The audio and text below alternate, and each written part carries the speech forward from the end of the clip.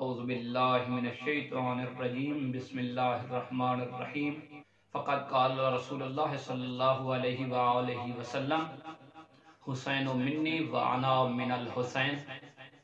ہم آج اس چھوٹے سے کلپ کے ذریعے بتانا چاہتے ہیں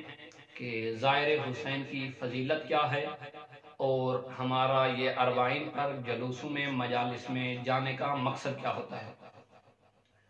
میں آپ کو سب سے پہلے ایک زائر حسین کا واقعہ سناتا ہوں جو کہ صدام دور میں بہت مشہور واقعہ ہے، شاید آپ لوگوں نے سن رکھا ہو۔ صدام دور میں زائر حسین پر بہت سے ظلم ہوتے تھے، جب اس کو پتہ چل جاتا اس کی حکومت کو، اس کی فوجیوں کو، تو اس کو قتل کر دیتے تھے یا اس کا ہاتھ کاٹ کر پھر زیارت حسین کے لیے جانے دیتے تھے۔ لیکن محب حسین اس دور میں بھی باقی تھے، جب قتل کر دیے جاتے تھے یا ہاتھ قلم کر دیے جاتے تھے ان کے، تب بھی زائر حسین موجود تھے۔ تو ایک زائر حسین تھا ایران کا، وہ جا رہا تھا زیارت امام حسین کے لیے۔ پہلے لوگ چھپ کر راستے سے سفر کرتے تھے کہ پتہ نہ چلے حکومت کو، تاکہ ہمارا ہاتھ کٹنے سے بچ جائے اور زیارت امام حسین بھی ہو جائے۔ ایک ایرانی زائر کہتے ہیں کہ میں سفر امام حسین پر چل رہا تھا، مجھے پتا تھا کہ یہاں پر مومنین رہتے ہیں۔ جب وہ تھک گیا، رات کا وقت تھا، اس نے ایک مومن کا دروازہ کھٹکھٹایا تو وہ گھر سے باہر نہ نکلا، تو اس نے دوسرے مومن کا دروازہ کھٹکھٹایا تھوڑا آگے چل کر، یا ابھی رکا تھا، دونوں جو تھے گھر والے ایک ساتھ آ گئے۔ پہلے والا کہتا تھا اب میرے گھر جائے گا، دوسرے والا کہتا تھا میرے گھر جائے گا۔ دونوں میں وجہ یہ بنی کہ پہلے والا کہتا تھا کہ اس نے میرے گھر کا دروازہ کھٹکھٹایا ہے، یہ میرے گھر جائے گا، اور دوسرے والا کہتا تھا کہ اس نے تمہارا دروازہ کھٹکھٹایا ہے، تم نہیں نکلے، اب اس نے میرا دروازہ کھٹکھٹایا ہے، اب یہ میرے گھر جائے گا، اب میں زائر حسین کی خدمت کروں۔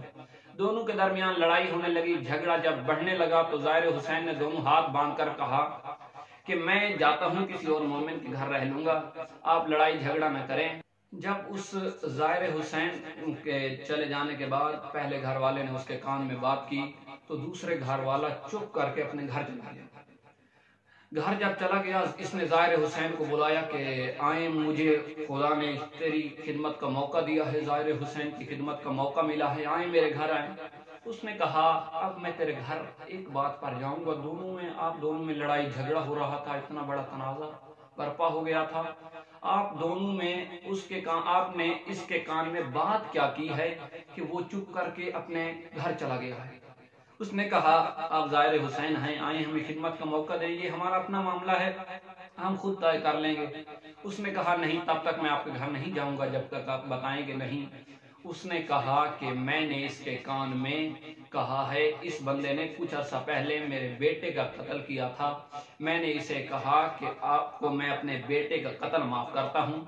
آپ جو ہے یہ زائر حسین کی خدمت کا موقع مجھے دے دیں۔ تو جب میں نے یہی بات کی تو وہ چپ کر کے گھر چلا گیا۔ زائر حسین پریشان ہو گیا کہ اس نے میری خدمت کی وجہ سے اپنے بیٹے کا قتل معاف کر دیا۔ بتانا چاہتا ہوں کہ زائر حسین کی فضیلت کیا ہے، یعنی ایک سچا مومن جس کے دل میں حسین کے زائر کی خدمت کا یعنی فضیلت کا اسے پتا تھا، اور زیارت امام حسین کی فضیلت کا پتا تھا، امام حسین کے نوکر کی فضیلت، ایک سچے دل کا مومن جو بندہ تھا اس کو یعنی اتنا پتا تھا کہ زائر حسین کی اتنی فضیلت ہے کہ اس نے اپنے بیٹے کا خون معاف کر دیا۔ یعنی ایک مومن جو جانتا تھا اس کا جتنا ظرف تھا وسیع تھا، اس نے اس کی خدمت کے لیے، کھانا کھلانے کے لیے اپنے بیٹے کا خون معاف کر دیا۔ اور آپ سوچیں کہ امام حسین علیہ السلام وہ کریم ابن کریم ہیں، وہ کتنا اجر دیں گے زائر امام حسین علیہ السلام کے لیے۔ ایک مومن اپنے بیٹے کا خون معاف کر کے اسے کھانا کھلانا چاہ رہا ہے، اور امام حسین تو کریم ابن کریم ہیں، وہ کیا اجر دیں گے؟ اس لیے میں بتانا چاہتا ہوں بہت بڑی فضیلت ہے زیارت امام حسین کی۔ یہ شیعہ قوم ایسے وجود میں نہیں آئی، شیعہ قوم کا بہت بڑا مقصد ہے یہ جلوس مجالس کر کے، یہ میں انشاءاللہ اس پر آخر میں روشنی ڈالوں گا۔ بتانا چاہتا ہوں کہ شیعہ اور سنی میں فرق کیا ہے۔ جس عمر کے بچوں کو اربعین حسینی پر آپ دیکھیں گے، یہ مناظر دیکھنے کو ملتے ہیں، شاید آپ لوگوں نے دیکھ چکے بھی ہوں۔ آج سوشل میڈیا کا زمانہ ہے، سوشل میڈیا کا دور ہے۔ جس عمر کے بچوں کو ہمارے برادران اہل سنت سکھانا شروع کر دیتے ہیں، کہتے ہیں کہ شیعہ کافر ہیں، شیعہ کافر ہیں، شیعہ کافر ہیں، اس عمر کے شیعوں کے بچے تپتی دھوپ میں مائیں انہیں کھڑا کر کے کسی کے ہاتھ میں ٹیشو دے کر، کسی کے ہاتھ میں پانی دے کر کہتی ہیں کہ کہو زائر حسین یہ پی لیں، یہ پی لیں، اور آپ تپتی دھوپ میں بچوں کو کھڑا کر کے کہہ رہے ہوتے ہیں کہ آپ اپنی زبان سے کہیں انا خادم الحسین، انا خادم الحسین۔ یہ والدین کی تربیت ہے۔ ابھی بچہ پیدا ہوتا ہے، مسلمان بنا نہیں ہے، انسان بنا نہیں ہے، مومن بنا نہیں ہے، فرقوں میں پہلے تقسیم کر دیا گیا ہے۔ ابھی بچہ اٹھا نہیں، پہلے بتا دیا تم شیعہ ہو، تم سنی ہو، تم دیوبندی ہو، تم بریلوی ہو، تم نے ماتم کرنا ہے، تم نے شیعوں کو کافر کہنا ہے، تم نے سبز پگڑی باندھنی ہے۔ بچوں کو بتاتے ہیں کہ تو نے ماتم کرنا ہے، تو نے جو ہے شیعوں کو کافر کہنا ہے، تو نے سبز پگڑی باندھنی ہے۔ ابھی بچہ اٹھا نہیں، او بھائی اسے پہلے انسانیت تو سکھاؤ، اسے انسانیت کا درس دے، اسے انسانیت سکھا، اسے بتا انسانیت ہوتی کیا ہے، اسے بتا، اس کو درس دے، بتا تیرے کلام کا معیار کیا ہونا چاہیے، تیری گفتار کا معیار کیا ہونا چاہیے، تیرے کردار کا معیار کیا ہونا چاہیے۔ بچہ فرقے کا تعین خود کر لے گا، پہلے اسے بتا قرآن کی آیت ہے، خدا خود فرماتا ہے میرے بارے میں تم پہچانو۔ سورہ بقرہ کی آیت نمبر 170 ہے، اس میں خدا فرماتا ہے جب انہیں کہا جاتا ہے اللہ کے نازل کردہ احکام کی پیروی کرو، تو وہ جواب دیتے ہیں ہم اس طریقے کی پیروی کریں گے جس پر ہم نے اپنے آباء و اجداد کو پایا، جس طرح ہمارے آباء و اجداد کرتے تھے۔ ان کے والدین، خدا فرماتا ہے ان کے آباء و اجداد نے چاہے کچھ عقل سے کام لیا ہو، چاہے اپنے نا ہدایت سے کام لیا ہو، نا عقل سے کام لیا ہو، لیکن پھر بھی کہتے ہیں کہ ہم اپنے آباء و اجداد کی پیروی کریں گے اور اسی کے نقش قدم پر چلیں گے۔ آج 1400 سال گزرنے کے بعد ہمارا اس اربعین پر آنا، مجالس میں جانا،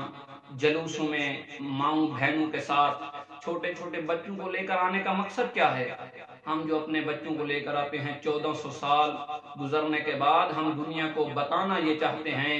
کہ ہم آج بھی حسین کے ساتھ ہیں، ہم پہلے بھی حسینی تھے، آج بھی حسینی ہیں، جب تک زندہ ہیں حسینی رہیں گے، چاہے ہمارے سر تن سے جدا ہو جائیں، یا یہ تو ایک جان ہے، ہزاروں جانیں ہوں تو ہم حسین کے نام پر قربان کر دیں گے۔ آپ جانتے ہیں ہم واحد مذہب ہیں جس کی شناخت کر کر کے مارا جاتا ہے، جس کی شناخت کر کر کے مارا جاتا ہے، جس کے اوپر مثلا نام لکھا ہوتا ہے آخر میں حسین، عباس کہتے ہیں یہ شیعہ ہیں، ان کو مار دیا جاتا ہے۔ فقط ہم واحد قوم ہیں جن کے قتل عام ہونے کا باوجود نہ ہماری مجالس میں کمی آئی ہے،